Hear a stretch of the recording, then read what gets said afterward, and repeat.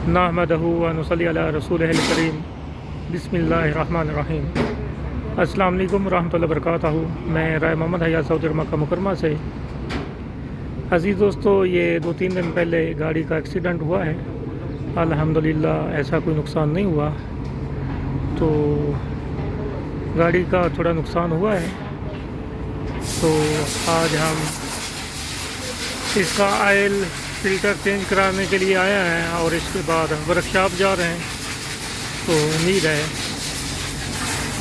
कि 1-2 दिन में हमारी गाड़ी रेडी हो जाए।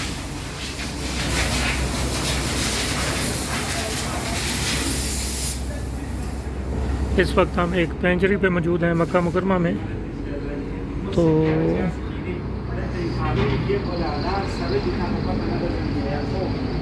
इसका ऑयल फ़िल्टर चेंज करवा रहे हैं।